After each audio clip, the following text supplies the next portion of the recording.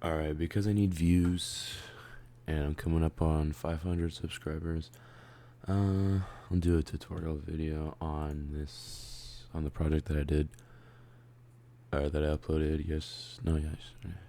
the last video I uploaded, Sauce 'em Up and Breaking with a hesi. So the track is in 140 beats per minute. We're in the key of F minor. Yeah, so the chords I did were just F, A flat, or F minor, A flat, C minor, E flat, D flat, and then C minor. However, on the C minor, I do have the pitch bend going up like that.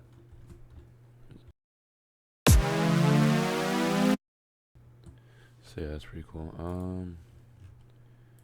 Yeah, so I play it on its own.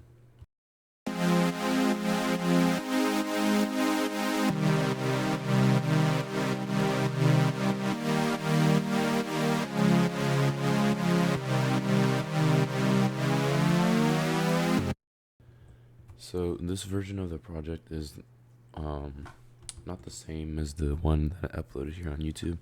I actually did change a bit, and I uploaded a new version onto SoundCloud, which should be linked into the description. So go check that out. Anyway, next we follow the same progression. It's just that now we have the root note down an octave, and then we also have this this power chord, pretty much here, which sounds like this.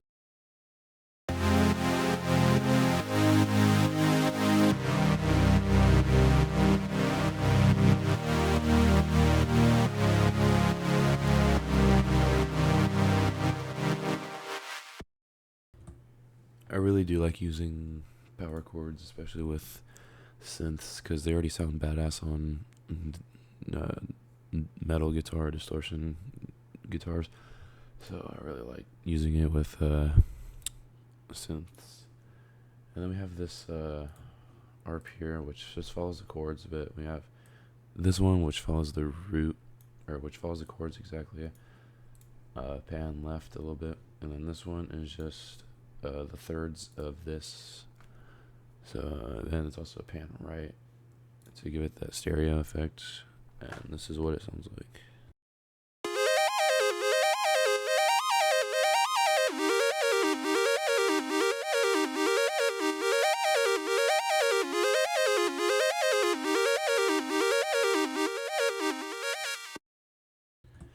You may have already heard it, but there is indeed a filter sweep going on.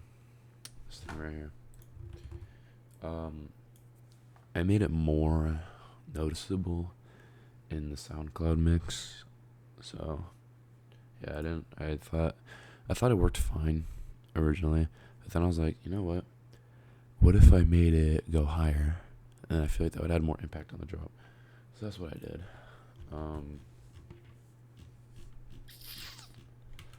Alright, vocals. I think I made these like over a year ago at this point. I was working on something for just whatever. Just like getting started with like recording guitars, because I had bought a Focusrite Scarlett Solo. I didn't know what I was doing, and yeah, I was kind of just having fun with that. But yeah, one of the projects that I made, I recorded this little audio clip, and I thought it was so funny. But this is what it sounds like. Sauce 'em up and breaking with a hesi. Sauce 'em up and breaking with a hesi. Sauce 'em up and breaking with a hesi. That's my voice pitched up. Obviously, if I pitch it down 8, I think that's the original. Sauce 'em up and breaking with a hesi. Sauce 'em up and breaking with a hesi. Sauce 'em up and breaking with a hesi. Yeah, I don't know. I think I was trying to do like a kill everybody type thing, but I mean, yeah. And then this is just an octave lower. And then I added these like ad-lib type things where it's like it just repeats the hesi part. And I have it pan hard left and hard right. And I think I have a delay on it, yeah. Right there. So this is what that sounds like. Sauce 'em up and break it with a hesi. Sauce 'em up and break it with a hesi. Sauce 'em up and break it with a hesi. And I think so I have this EQ on here, whatever. And then I also have this reverb auto tune, just to tune it to F minor, because I am pitching it up 8 semitones. I think it's on key already, but just to be like safe, I guess. And now I think it's time for the drop, which is everybody's favorite part. I'm just gonna play each phrase individually, and then I'll go over how I made it.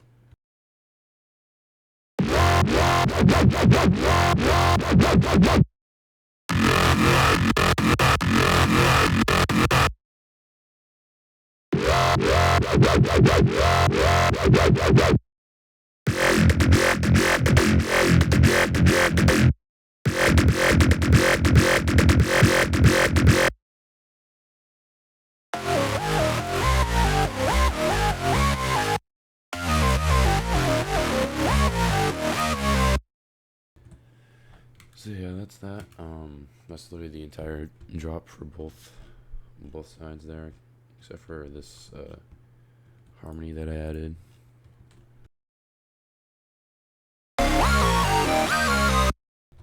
Yeah, but let's get into it. So, this first sound,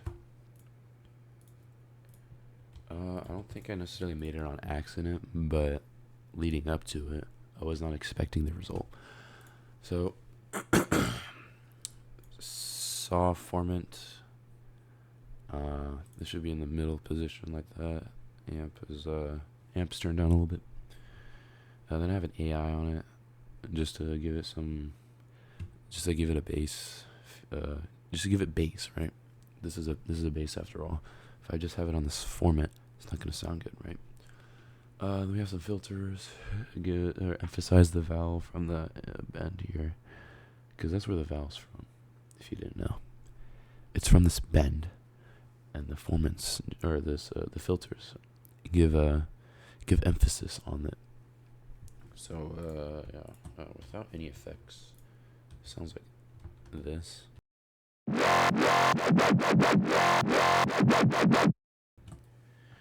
Yeah, when I put this thing on, actually, let's put it without any filters.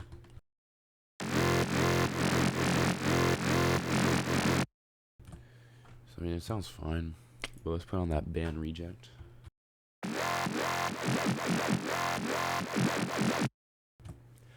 We're getting there, but we need to get rid of that noise. Not necessarily noise, but that squelch that's there. We don't want that, right? We don't want it to sound too robotic. We want it to sound pretty natural, I guess. So we'll add the screen filter just like this, and we get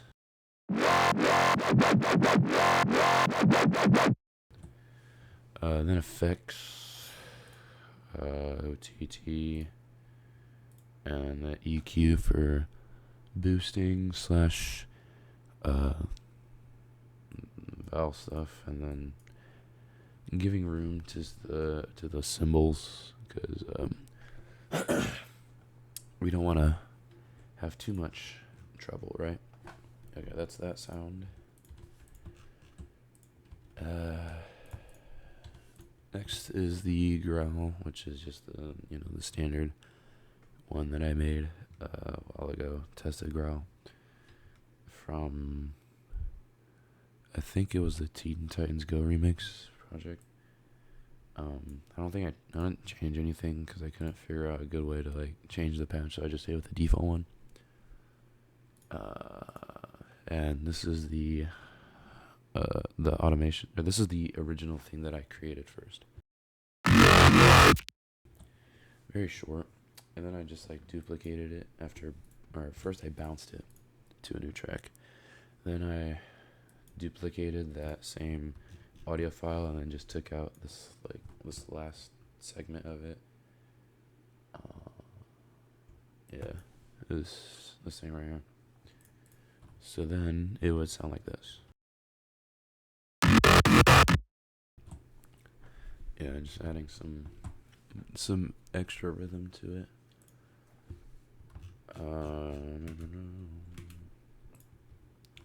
Next we have this other variation of this first bass, which sounds like this.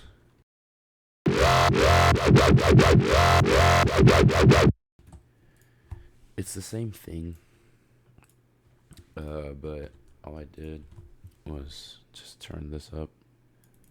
So if I just, actually I don't know exactly where it was, but if I just play it and I start turning it up, you'll hear it.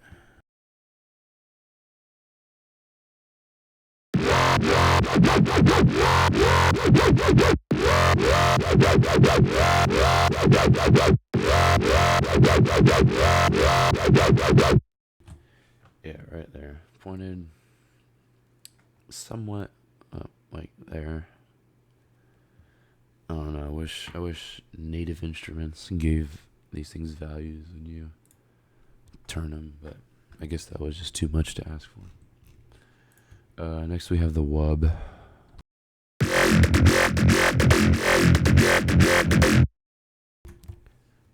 It's just modern talking with a saw and a performer with the filters. Apparently I threw a Foreman on there. Yeah, this is that. And then I just duplicated it after bouncing it, and then chopped it up a little bit.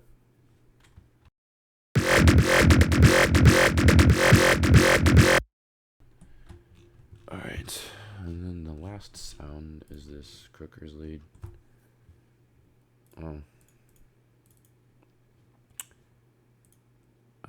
Well, it started out as one. And then I had a rough math one, which is another thing I like to do.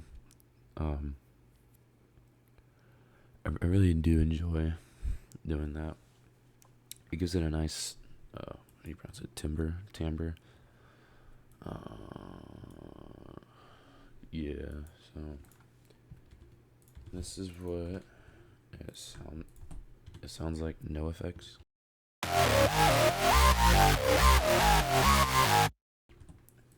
And then you give it the effects, and then you get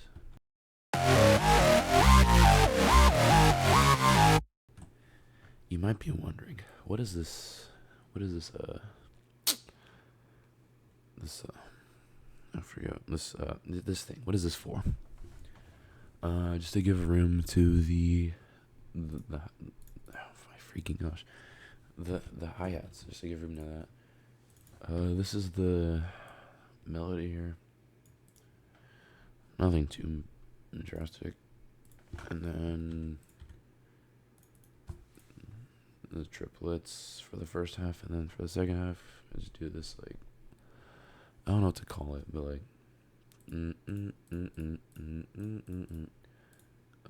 this octave thing, I guess, and then it just walks down, you know what I mean? Which sounds like this.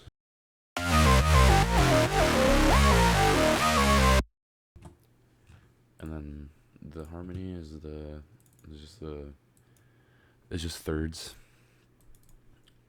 And then I took out the bass in it, the rough math, and this thing, and I just left the sign with the distortion, because if I left the bass in there, it would sound terrible. And then that's it for all of that. And then everything kind of just repeats itself, although I do have this progression that I just change it up a little bit, just to make it not so that's not stale. There is some change. So I pretty much just changed this to a suspended chord, sus4, and then it still follows the same thing. It's still F, A flat, C, E flat, D flat, C. But then at the end, I put a flat and a B flat chord. So sounds like this.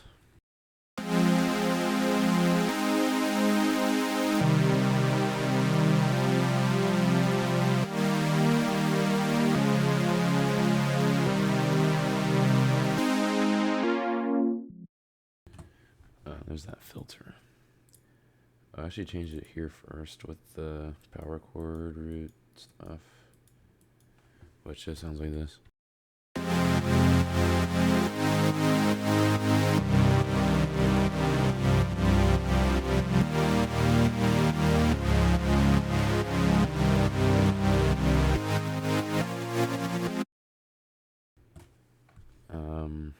And I also did change the arp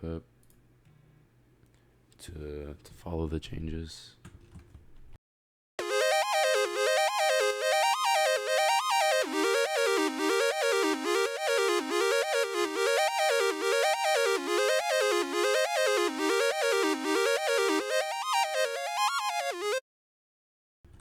I know it's a lot to look at, but yeah.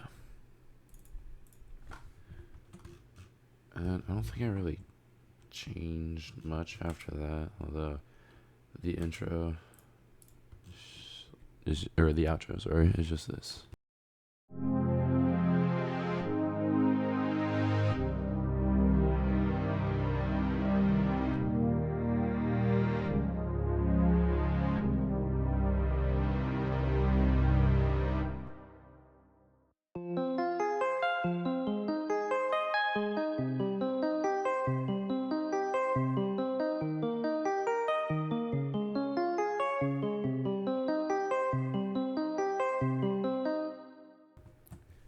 For this FM piano, I just use the arpeggiator with a pretty slow rate, so that it'll kind of add these little extra notes there, like that.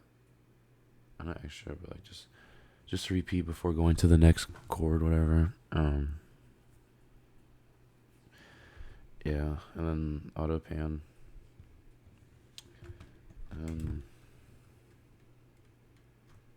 Yeah, it's pretty much everything. I did.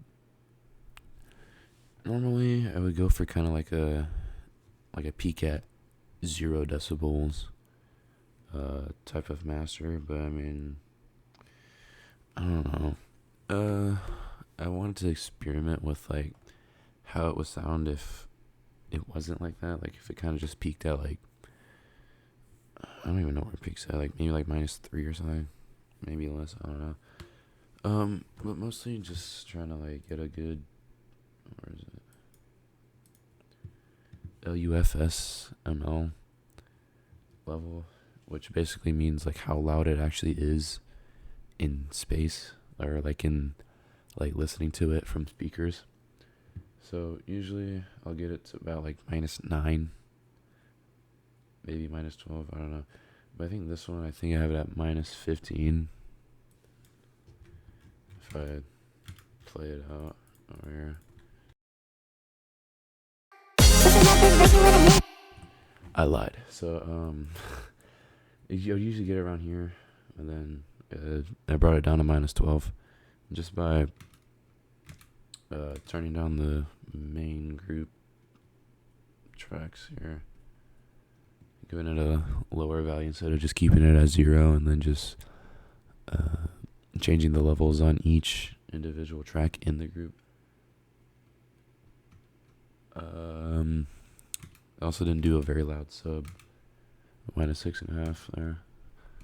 And I don't think okay, well, I have this EQ, so it's very small. But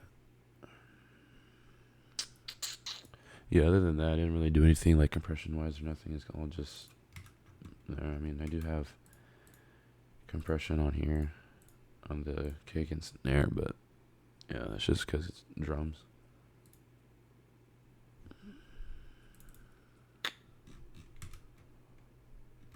So yeah, this mostly just came from because like I've been practicing a lot with my metal production, just learning techniques with like mixing. So yeah, I wanted to see if I could translate it over with EDM, and I'd say it's pretty successful. Like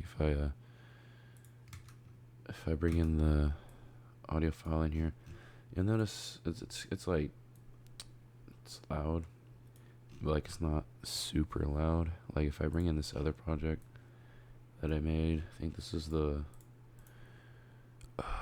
think this is the one where I said it was my best work yet, or whatever. You can definitely see a difference in terms of how just loud it is. And I didn't want to do this, right?